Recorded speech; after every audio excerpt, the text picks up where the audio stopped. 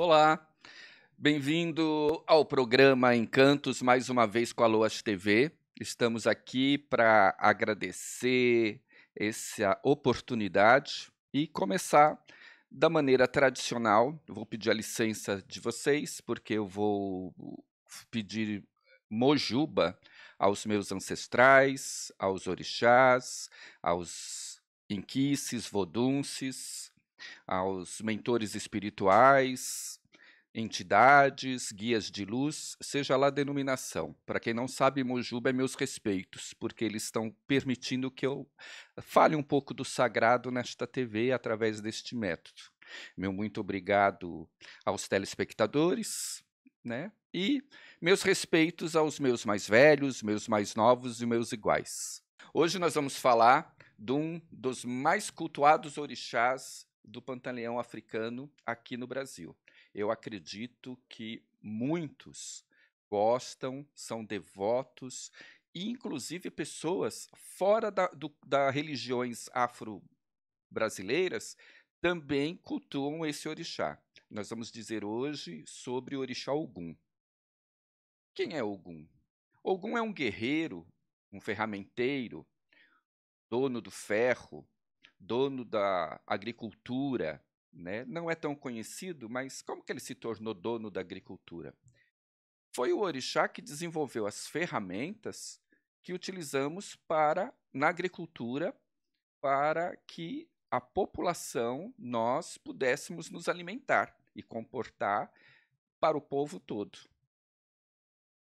Ogum é muito utilizado no culto afro-religioso como protetor, né? Vencedor de demandas, como um orixá destinado a cuidar dos nossos caminhos. Então você vê que muitas pessoas desempregadas fazem culto ao orixá Ogum para conseguir o seu emprego, conseguir sua promoção, conseguir algum benefício, né? Dentro de padrões religiosos, né? Com coerência. O Ogum, ele foi associado a alguns santos católicos. E aí, alguns estados, como Sul, Sudeste, Centro-Oeste, associaram a São Jorge. Mas no Norte e Nordeste, você vê essa associação a São Sebastião. Mas na realidade não existe essa associação. São Jorge não é Ogum. Qual é o problema que nós temos hoje? Eu tenho, por exemplo, na minha casa religiosa, minha mãe carnal, com 80 anos de idade, que há 80 anos ela cultua São Jorge como Ogum. Se eu chegar para ela e falar que São Jorge não é Ogum, é capaz que ela seja ignorante comigo. Mas de onde que surgiu esse sincretismo? Tudo por questões de lei. A lei brasileira, há décadas atrás, deixava claro em sua Constituição que o único culto permitido no Brasil era o católico. Todas as demais religiões no Brasil eram perseguidas, principalmente as religiões de matrizes africana. Quando você lê uma lei escrita por um ponto de vista do seu autor, do seu escritor, você não tem a real dimensão dos fatos que ocorriam. Então, eu vou relatar alguns fatos que nós, religiosos de matriz africana, sabemos. Por exemplo, eu venho de uma família baiana, todas de culto afro-religioso.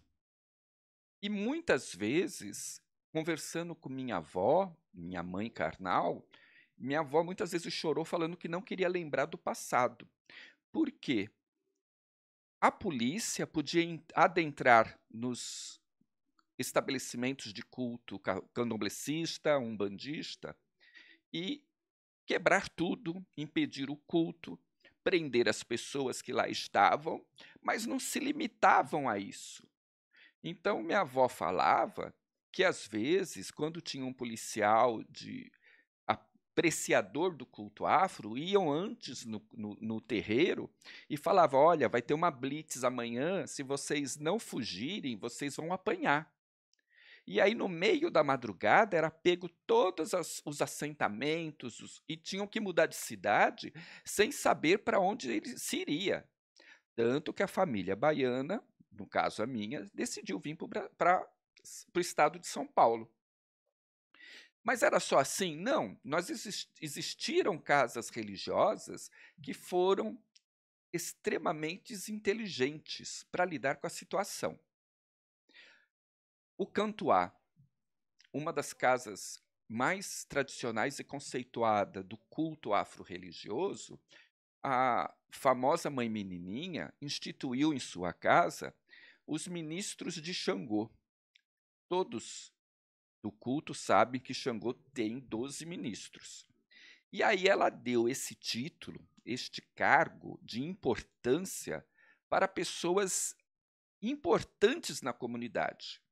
Seja ele o delegado, seja ele o secretário de segurança, o ministro da educação.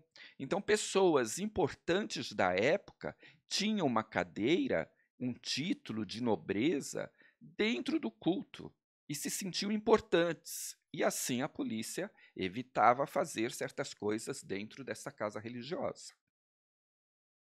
Algum tempo atrás, eu assisti um vídeo do Baba Igbé, pai Leandro, do Axé Oxumaré, falando que na casa de Oxumaré em Salvador existia, de um lado, o culto africano. Do outro lado do salão existiam umas estátuas de santo católico. Assim, quando era informado que os policiais estavam subindo o morro para adentrar nas casas deles, eles viravam de lado, para que a polícia entendesse que estava se rezando para santo católico. Em função deste momento, foi necessário sincretismo religioso. Então era mais fácil falar que eu vou fazer um culto a São Jorge, porque naquela época São Jorge era um santo católico, ou a São Sebastião, do que falar que eu vou cultuar Ogum. E aí se tornou. Na década de 70, se não me falha a memória, Mãe Estela de Oxóssi, meus respeitos a essa Ialorixá, que nos deixou, ela engajou um processo árduo para desvincular esse sincretismo do nosso culto. E até hoje ainda há controvérsias. Nós não estamos aqui para dizer o que é certo, o que é errado. Longe de mim disso. Eu estou aqui para dizer o que acredito. Nós sabemos que Orixá não tem vínculo nenhum com o Santo Católico. Isso é o que importa. Então, aí continuando, vamos falar que hoje nós temos a Constituição de 88, que nos permite o culto livre, que o Estado é laico.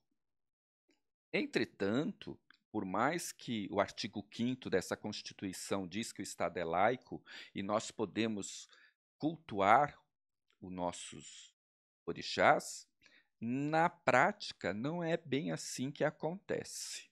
Ainda sofremos muita intolerância, muito desrespeito, muito racismo, porque, como eu já disse no programa anterior, né, coisas oriundas da raça negra, eles vêm da ideia que não prestam.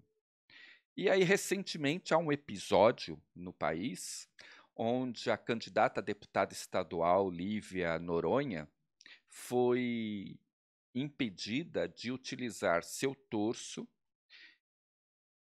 em sua foto da urna eletrônica e que pediram que ela o tirasse ou mudasse a foto. E somente com a pressão popular, com uma luta constante, que o TRE do Pará voltou atrás e permitiu que ela mantivesse o torso e mantivesse, assim, o respeito à sua ancestralidade negra. A falta de respeito, a falta de interesse ainda existe. O que eu vejo? As leis podem mudar, mas as pessoas que as interpretam ainda estão vivendo no passado. Então, se nós não unirmos e mostrarmos que podemos e que merecemos respeito, vamos continuar numa prisão. Voltando a falar do Orixá Exu, que é o foco desse encontro, desse programa, há uma coisa interessante, né? Todos nós sabemos que Orixá, Ogum, ele cuida de demanda, ele cuida dos nossos caminhos, das nossas prosperidades. Mas eu vou dar uma novidade para você. Nós usamos Ogum também para justiça. Mas como assim? Não é Xangô orixá da justiça? Sim, Xangô é o orixá da justiça. E por ser o orixá da justiça, ele é muito justo. Ele não aceita falcatruas, imperfeições. E se você não tiver a plena certeza que não há nenhuma falcatrua, ele poderá te dar o que você pede. Entretanto, se você não for 100% correto, com certeza você vai perder o que você pediu. Como assim? Vamos explicar um pouco melhor. Eu tenho amigos meus que, quando eles não querem trabalhar, eles passam no postinho de saúde, faz um que está com uma inflamação na barriga, tira um atestado para não trabalhar aquele dia e não vai trabalhar. Só que na hora que ele for se aposentar e que o processo dele não estiver caminhando na justiça e ele for pedir a Xangô, Xangô vai lembrar desse atestado de falcatrua que foi providenciado e não vai facilitar a aposentadoria dele. Quando eu transfiro esse processo de justiça para Ogum, Ogum vai atender os nossos pedidos. E aí, quando o de Xangô não atendeu, aquele nosso consulente poderá falar: ai, aquele pai de santo não presta, aquele orixá não me ajudou. E vai prejudicar a nosso culto. Não somos nós que ajudamos. São suas atitudes que estão sendo mensuradas no momento do seu pedido, no momento do seu merecimento. Ogum, o dono do ferro, por sua vez, desenvolveu ferramentas de trabalho, então também leva o título de ferramenteiro. Ele também tem uma outra particularidade, que ele é conhecido como dono dos cachorros, tá? Animal a qual ele tem grande apreço.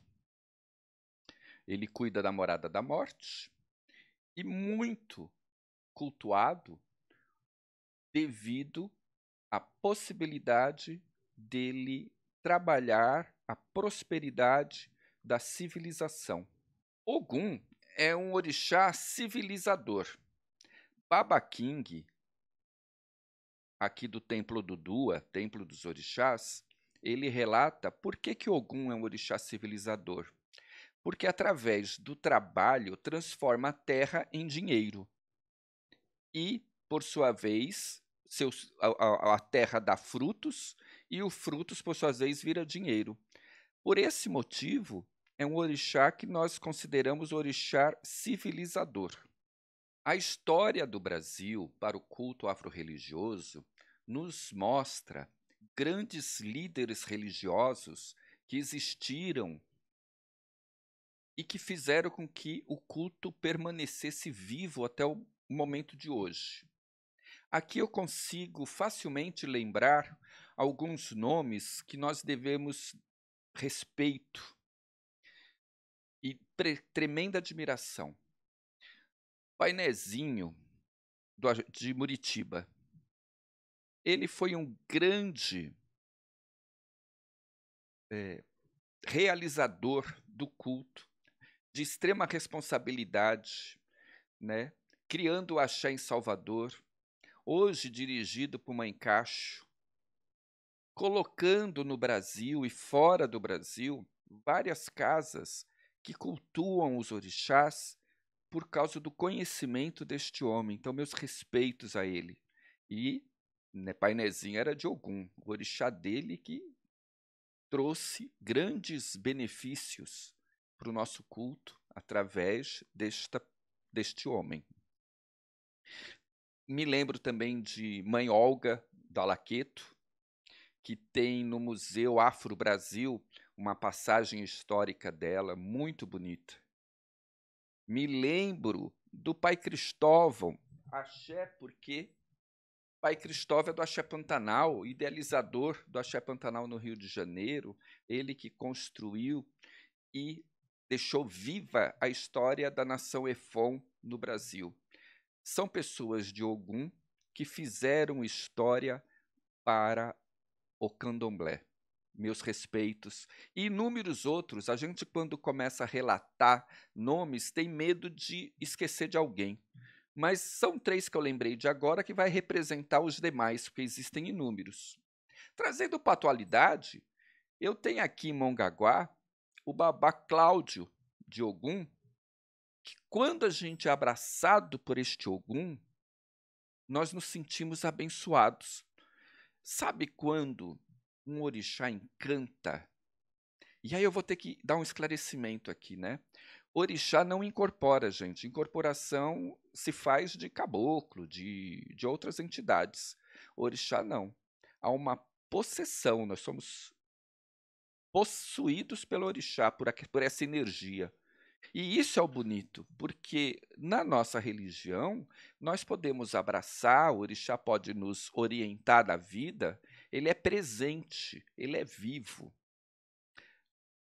Aqui na Baixada Santista existe o Babá Chuva, também de Ogum. Eu amo ver este Ogum.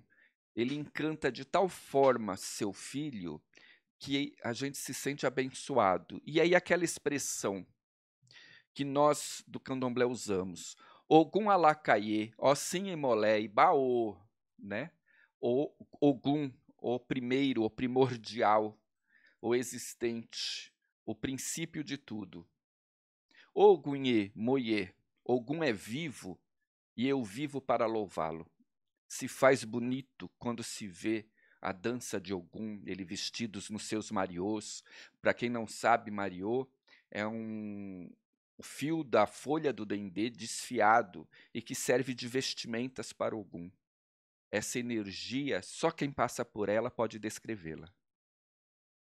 Eu vou tirar uns minutos aqui e sair do padrão, porque eu gosto muito de ver o que foi conquistado com lutas dos nossos ancestrais. Recentemente, eu tenho que agradecer a um grande amigo, Babalorixá Luciano de Oxumaré. Essa semana, ao ver a Casa de Leis repleta de pessoas do axé vestindo branco, para que ele fosse homenageado como cidadão benemérito de Peruíbe, me encheu de orgulho e saber que nós estamos no caminho certo. Que apesar de sofrermos intolerância, apesar de sofrermos uma série de dificuldades, nós estamos galgando cada espaço. É muito bonito ver Babá PC do Axé Oxumaré receber a medalha Zumbi dos Palmares na Câmara de Salvador também. Precisamos ocupar mais esses espaços públicos e mostrar o quão belo é a nossa religião. E só poderemos fazer isso se a gente se unir. Pensem nisso. Já que estamos falando de Ogum, vamos falar um pouco de magia. Vamos ensinar vocês a fazer alguma magia. Vocês estão querendo alguma coisa de prosperidade, você tem um comércio, quer atrair um cliente, quer um emprego melhor, quer um caminho aberto para algum objetivo seu? Trazer mais pessoas para a sua casa de axé? Então, vamos lá, pegue papel e caneta e anote aí para que você possa fazer uma magia. Quais são os ingredientes que você basicamente vai precisar? Feijão preto, azeite de dendê e um obi. Obi é um fruto africano. Então é um obi africano de 4 gomos. Ele chama obi abatá. Esse obi você pode adquirir em casas de artigos religiosos de Umbanda e Candomblé, facilmente.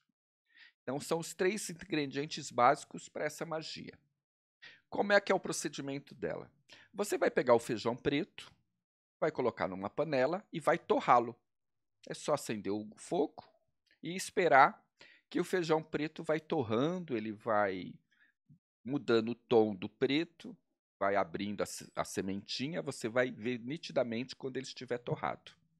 Depois de torrado, você esquenta o dendê e frita esse feijão preto torrado no azeite de dendê. Coloca essa porção num alguidar ou num prato de barro e você pegue o obi, leve à sua boca, converse com algum, faça os seus pedidos mais íntimos confirmando nesse obi e coloque essa fruta em cima dessa oferenda. Deixe essa oferenda 7 dias no seu estabelecimento, seja ele no comércio, seja na sua casa. Depois de 7 dias, você pode levar essa oferenda para o pé de uma árvore frondosa, ou para a linha do trem, ou para a estrada, o canteiro da estrada. Só um detalhe: não despache o alguidar, nem o prato de barro, porque hoje o mundo mudou. Aquilo vai acumular água, vai proliferar dengue, e nós precisamos da natureza para o nosso culto. Então, nada que ofende a natureza pode ser feito ou pode ser de nossa origem. O candomblé não aceita esse tipo. Então, este alguidar, você traga de volta, lave-o e deixe guardado para uma próxima oferenda, para uma próxima coisa, mas na hora de despachar, nunca despache algo que possa prejudicar o planeta. E está aí a sua magia para você conquistar novos clientes, um novo trabalho e boa sorte. Mas vamos aprimorar essa magia? O que você acha? Você sabe cantar alguma coisa para algum?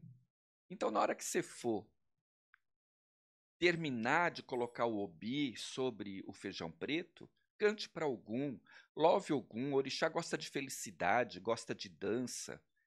Cante o que você sabe. Eu gosto muito de rezar.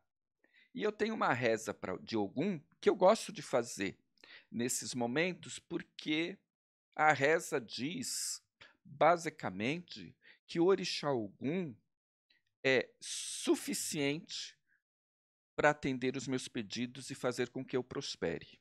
Então vamos lá? Ogum Dalecó, Eniaeram. Ogum Dalecó, Eniaeram. Ogum Toador, Eniaeram. Ogum Toador, Eniaeram.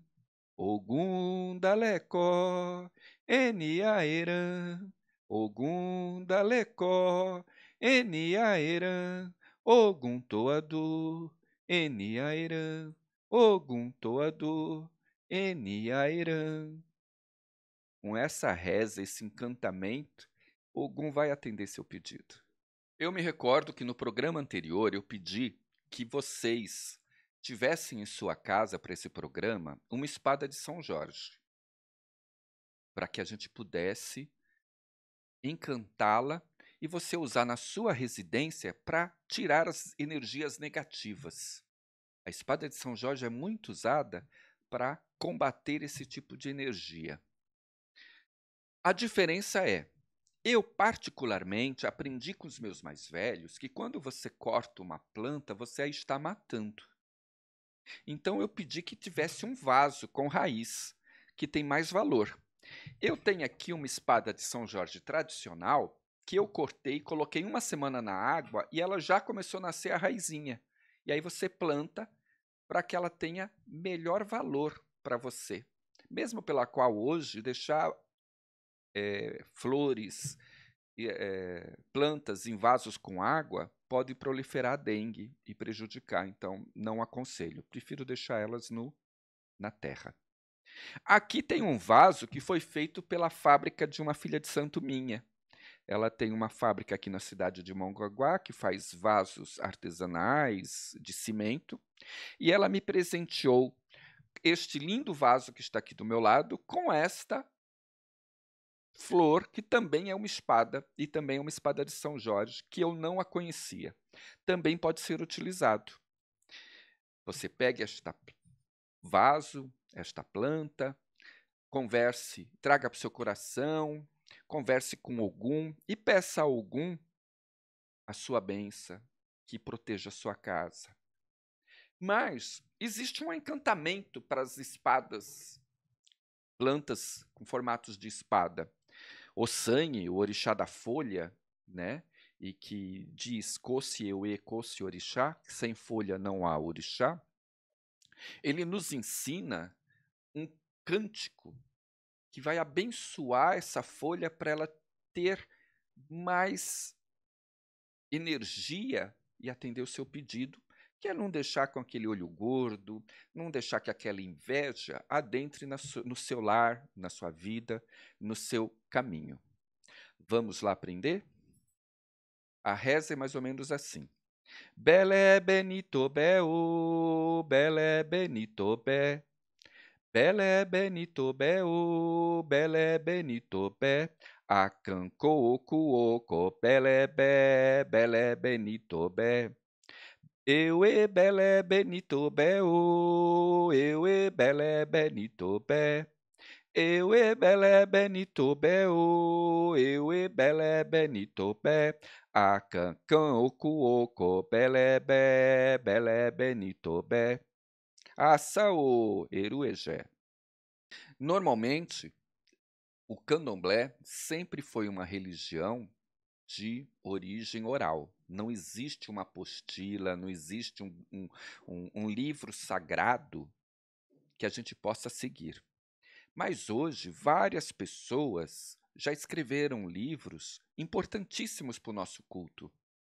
E eu tomei por base sempre, a cada semana, trazer um livro interessante. Este livro que está aqui comigo, eu digo que é meu livro de cabeceira. Não existe folha sem orixá. E este livro contém as denominações das folhas. O seu nome africano, o seu nome popular, o seu nome científico e muita informação sobre inúmeras folhas existentes no Brasil. Então, é um livro de cabeceira para mim. E é este o livro que eu aconselho a vocês a terem. Ewe Orixá. Obrigado.